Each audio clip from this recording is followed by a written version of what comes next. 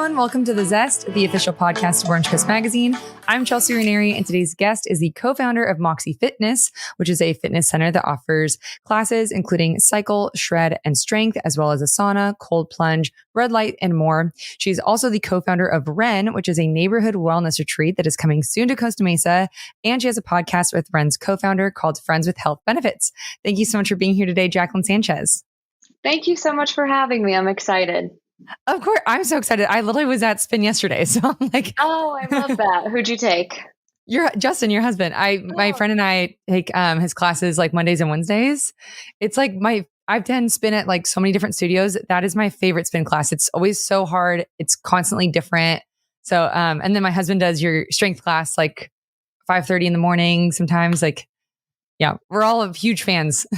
I'd love to hear it. Thank you. Yeah, Justin's classes are a lot of fun. Yeah. So where did you grow up?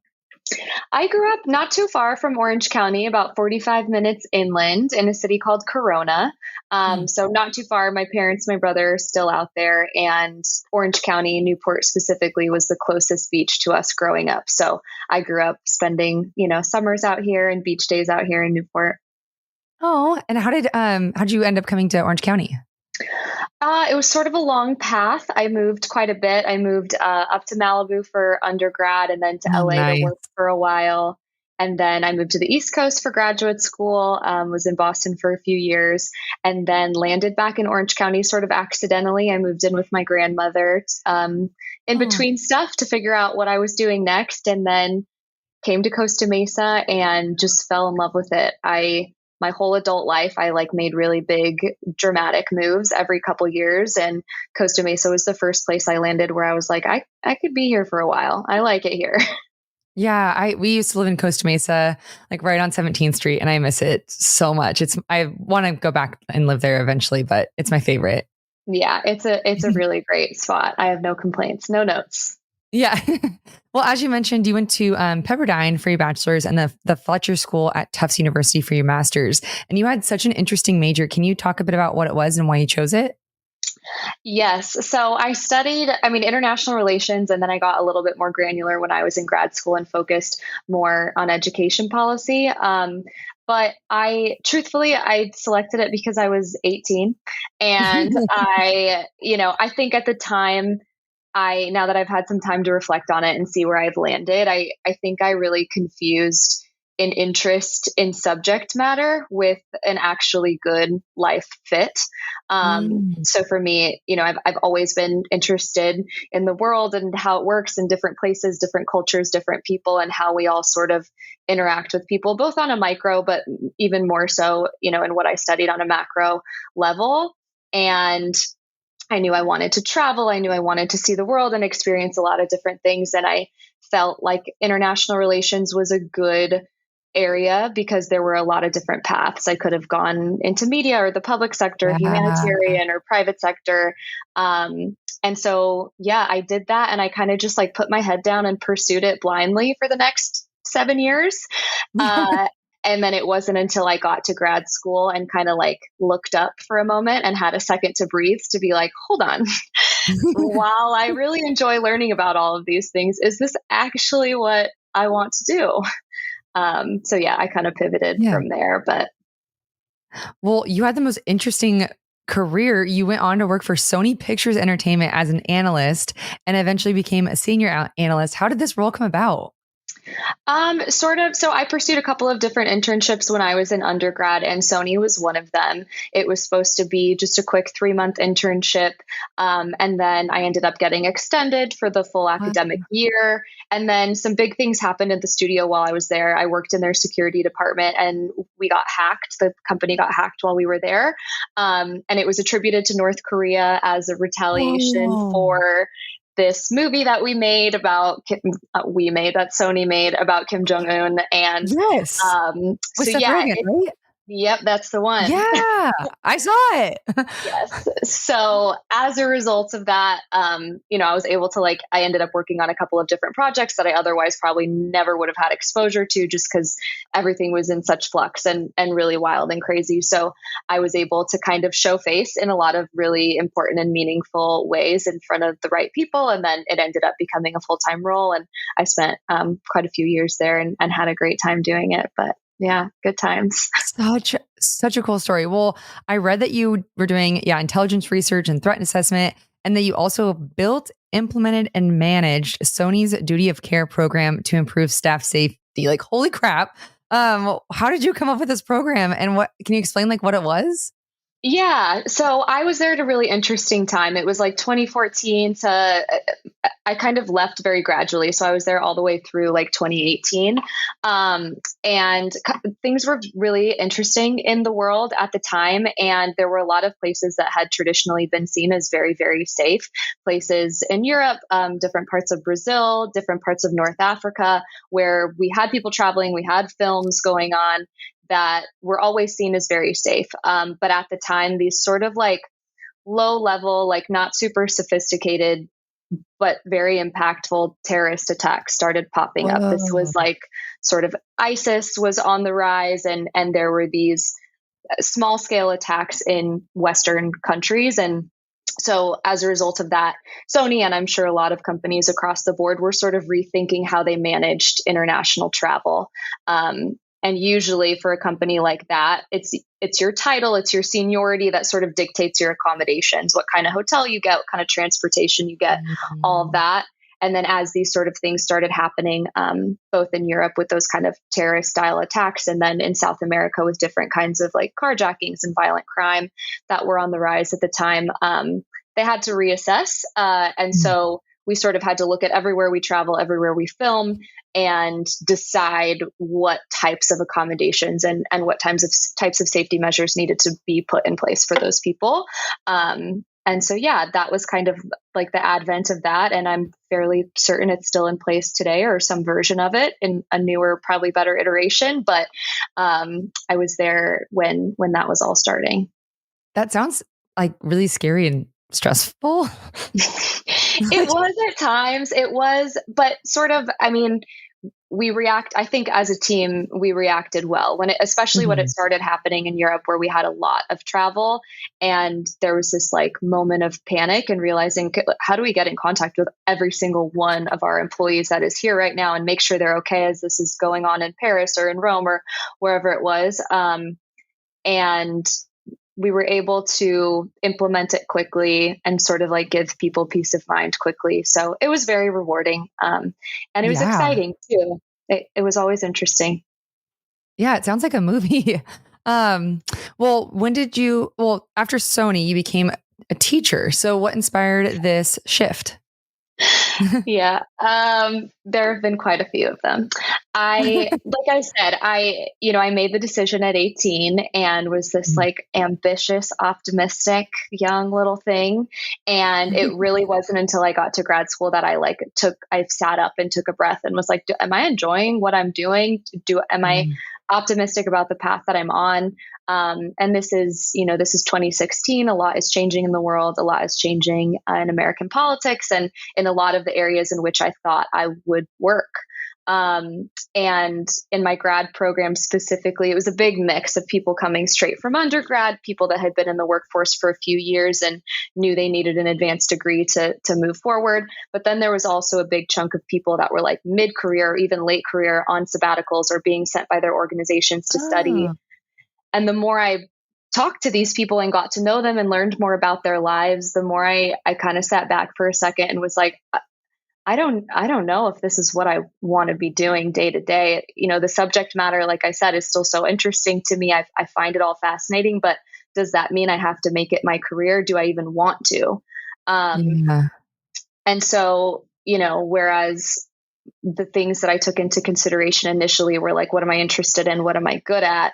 I sort of added the question of what do I want my life to look like? Yeah. And I didn't think it looked like I was in DC in an office and in really high conflict, high stress, scenarios. And so teaching for me, I was focusing on education at the time in grad school. And I was like, you know what? Like, I think right now, day to day, teaching would be good for me. I think I would enjoy it. I think I would be good at it. I think it aligns with what I've been doing. And, the credential program is fairly quick and affordable, and I can immediately get into student teaching because of how much school I've already done. Let's just do this for a while and move back closer to home and figure out what I want to do next. And absolute worst case scenario, I love it and I'm a teacher forever. And that's a pretty good worst case scenario. So yeah, I came back and I did that, and I immediately started student teaching in 7th grade classroom, and then ended up teaching 11th grade for 2 years after that. Oh, wow. How'd you like 11th grade? That's interesting. Like, I loved it. It was all weird times because it was the pandemic. So it was 100% virtual. And, I would honestly, I didn't get a whole lot of time, like face to face, obviously, with that grade level, but based just on that experience, I think I would have preferred going back to middle school. I loved my 7th graders. They're just like funny and spunky and like still so pure and, so authentically themselves still at that point, and haven't, gotten into any level of like cynicism or it was a really, really great grade level. I loved the 7th graders. Yeah. My friend teaches that grade and she loves it too. So I can totally understand that. Well, now, is it true? So I read October 2020 is when you co-founded Moxi. Is that right? 2020? Yeah. That's right. No way. I totally thought it was earlier. So, how did this come about? Like, how did you find it? And also, that's crazy during the pandemic. That seems like it'd be really challenging. Yeah, in a lot of ways it was. The pandemic definitely added some layers to what we were doing, but it came about essentially, I mean, at the time, basically all fitness studios were closed. And so a lot of instructors were out of work. A lot of my friends that I had been teaching at a local studio with were out of work. And essentially what happened is a previous client of both mine and my business partners came to them. I was actually not initially part of the early conversations. And they personal trained at 24-Hour Fitness with my business partners, Blake and Robert. And then they did spin at a local studio with my other partner, Matt. And they were like, wouldn't it be great if we could just build something with all of this? Like we know how important the cardio is, and we know how cathartic the cycle experience is, and like what an amazing mental health exercise it is. But we know how important strength training. There's not a studio around here with everything. Would you guys be interested in just looking around? And then quickly, Matt kind of brought me into the fold via our very good friend, Katie Osumi. And we started having lots of different conversations about what it might look like. And from there, things really fell into place. The building that we're in now, which is so iconic, and I just love it so much. Yes. Used to be sort of like a mixture of like wellness, fitness. The concept wasn't really nailed down fully. And when the pandemic started, the owner was kind of eager to be like, you know what, this wasn't exactly working for me anyway.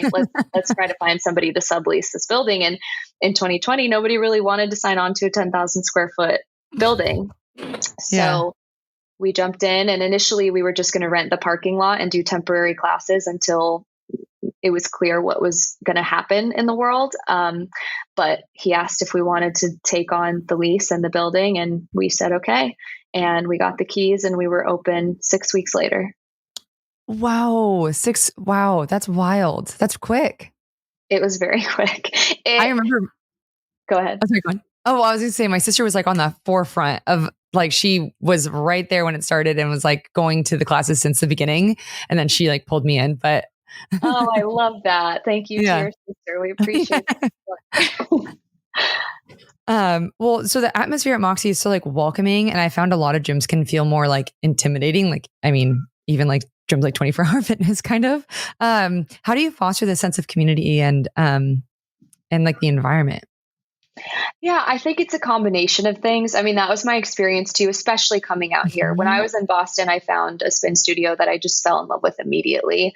And they had these instructors that were just so relatable and accessible. And they also were admiration. Like I would look at them and be be like, I want to be you one day. Like, you're so Yeah.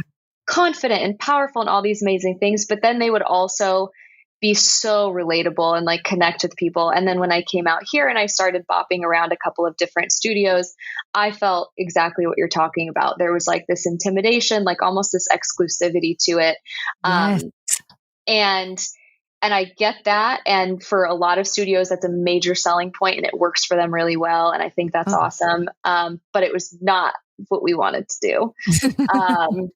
And so, yeah, in terms of fostering it, I think at the beginning, myself and my business partners were always, always, always there. We had like a constant presence beyond our teaching schedules and training schedules and stuff. It was really important to us that like we make really real connections with the people that were supporting us early on, and also modeling what that kind of welcoming atmosphere looks like for our first big round of hires.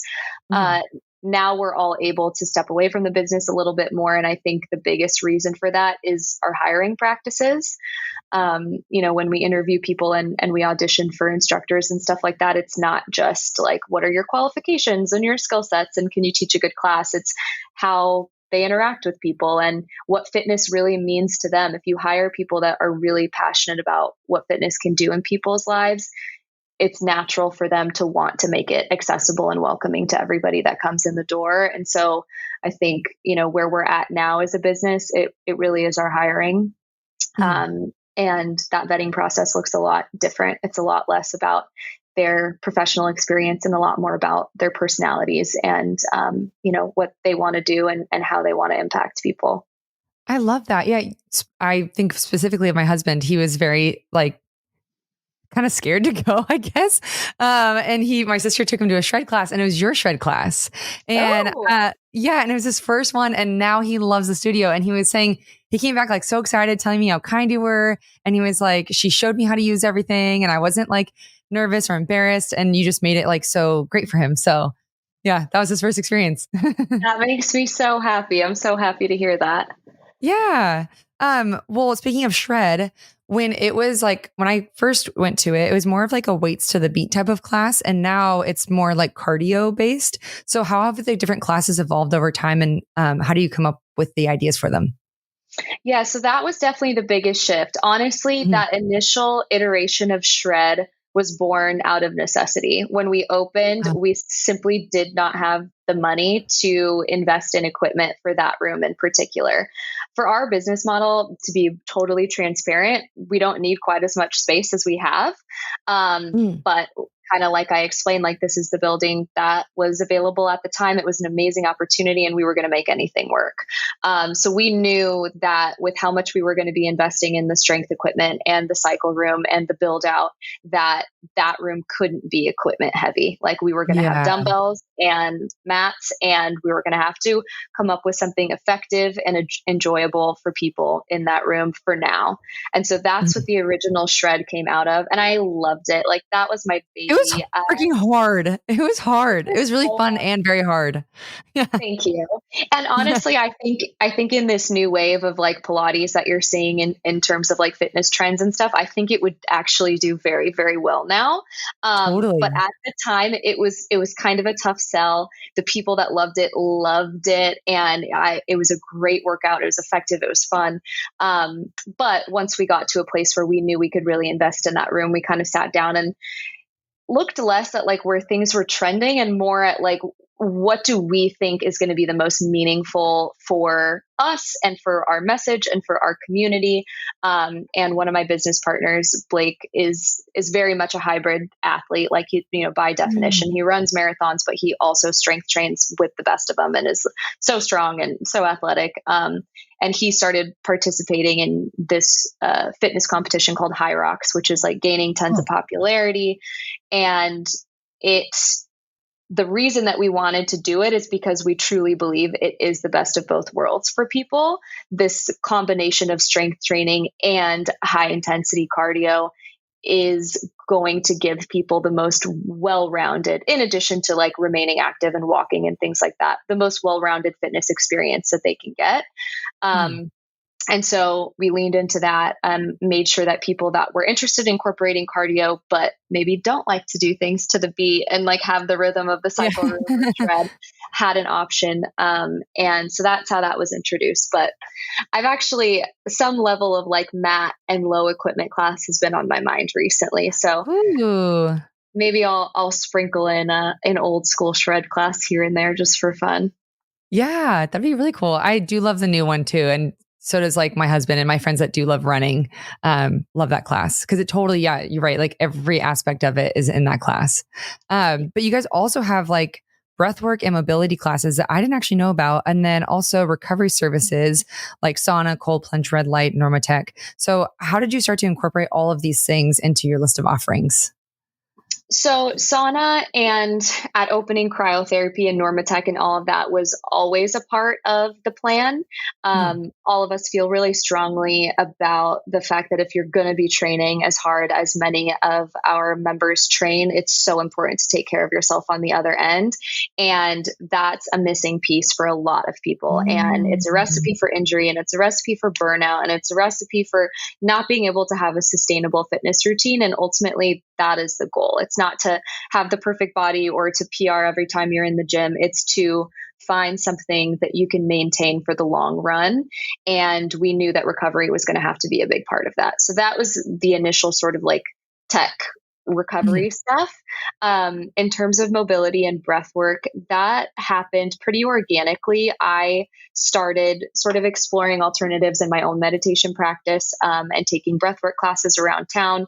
And I just experienced this like very transformative wave with breath work. It really blew my mind as somebody who struggled to meditate that there was this alternative mindfulness practice that almost like forced you into a meditative state, which I think a lot of active people need. And so I sort of made it my mission to start incorporating breath work in a way that felt desirable to our specific demographic. So I think a lot of people think of breath work as like this like woo woo granola, like hippie thing. And that's not exactly what you think of when you think of Moxi. And so it was important for me to find the right people who could bridge that gap, because I know how powerful and impactful breathwork can be. But I also know that a lot of people would like hear it and be like, absolutely not, I'm not trying that. So I needed to make sure that whoever was leading those classes were people that felt very relatable, that sort of lived in this world, this high intensity world of fitness that Moxi operates in, but could offer this alternative practice that could really improve people's lives. And Nikki and Darren are two of like the most talented people I've ever met, and most well-rounded and well-adjusted and balanced people I've ever met. And they do exactly that. Wow. I want to try one of those classes. When do you guys offer them? You've got to go. They're Monday and Wednesday nights. They're both amazing. Yeah, I couldn't recommend them enough. Amazing. That sounds really great. It also sounds like I'd sleep better if I took those. It's so nice right before bed. It really is. Like you walk out feeling like you're walking on clouds. It's really amazing. Ooh, oh my God. I'm excited for that. Well, as I was researching you, I came across Wren, which looks amazing. So how did you come up with this like wellness retreat idea, and when can we look forward to its opening? So we're hoping for mid to late February, fingers crossed. God. So soon. We've experienced a lot of construction delays. It has been a journey.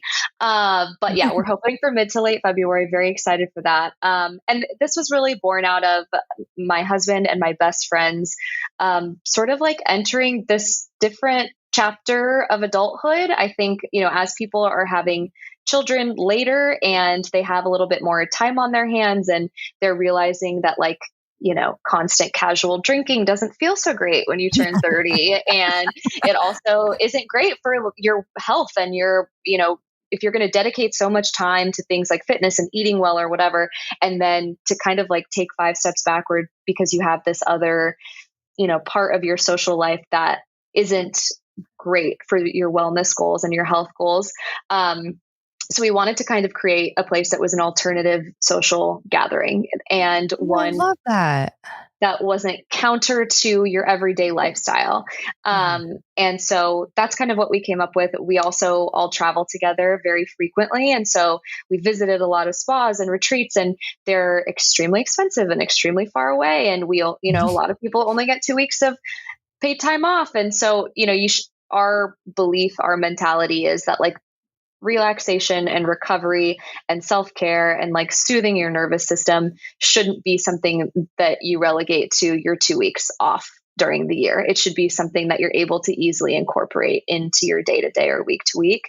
And so we wanted to create a place where people could do that. So we do have sauna and cold plunge similarly to Moxi, but it's a completely different environment. You walk into Moxi, you're slapped in the face with loud music and high intensity movement. And Wren is going to be primarily outdoors, very calm, traditional Finnish saunas. We'll have massage therapy, and then sort of like a hangout area where people can come and spend time and get wellness shots instead of regular shots, and get juice and, healthy snacks and things like that.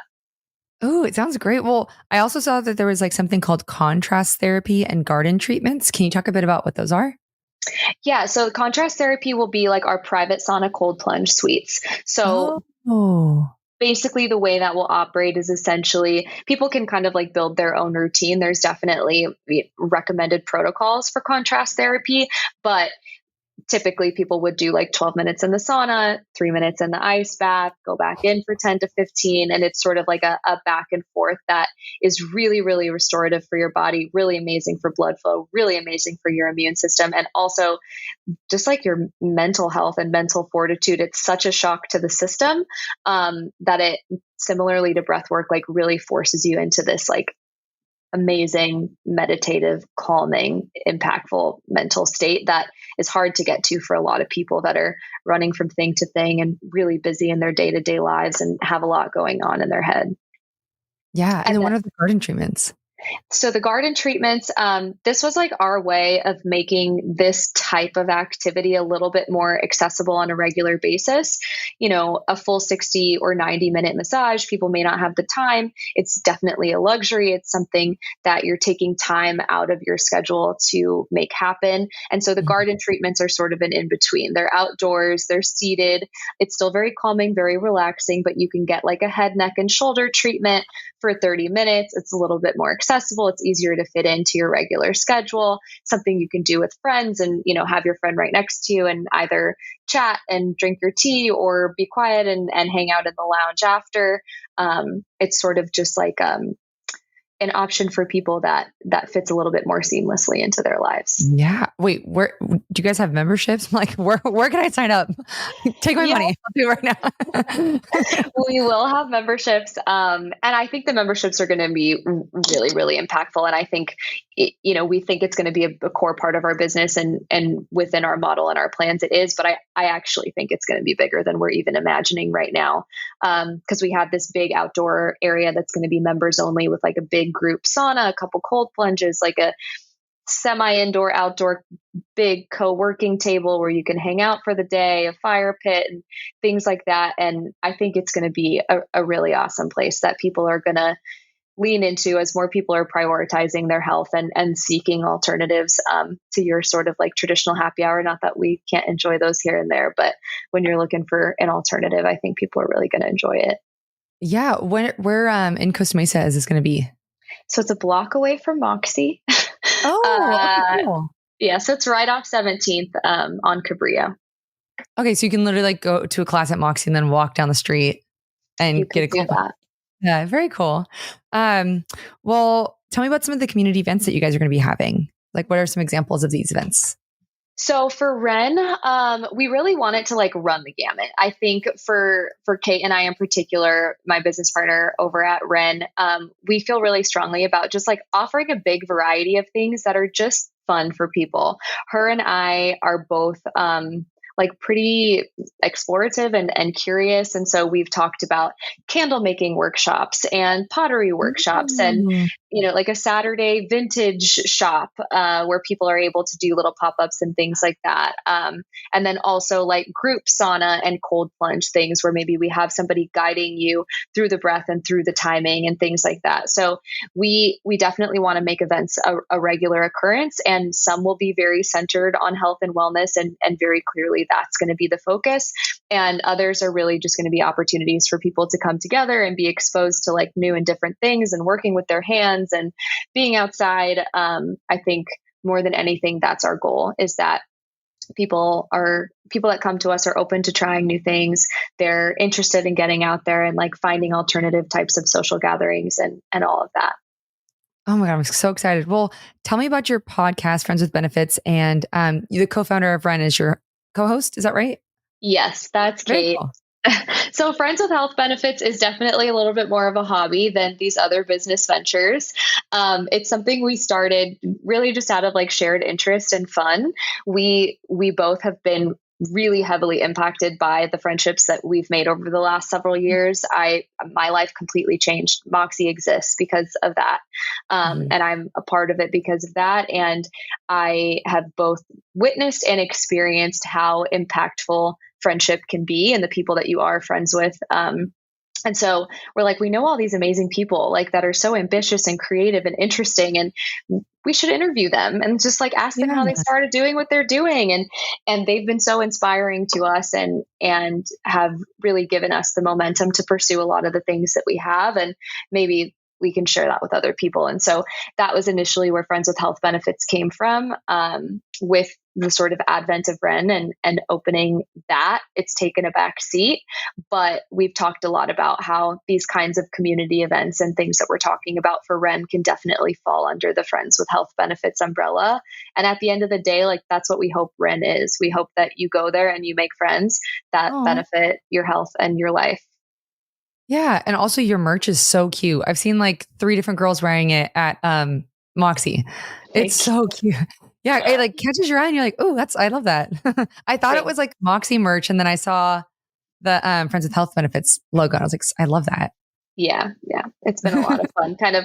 And that's the nice thing too, is like in all areas of my life at this point, friendship and business partnership is like very much melded together. And so it's really cool that all of these projects are very symbiotic and everyone's really supportive of them. And it's been cool to see how we can collaborate and work together. So yeah, definitely. Well, is there anything that in addition to all the things that we talked about, that you want listeners to keep an eye out for? Anything you have coming up that's exciting?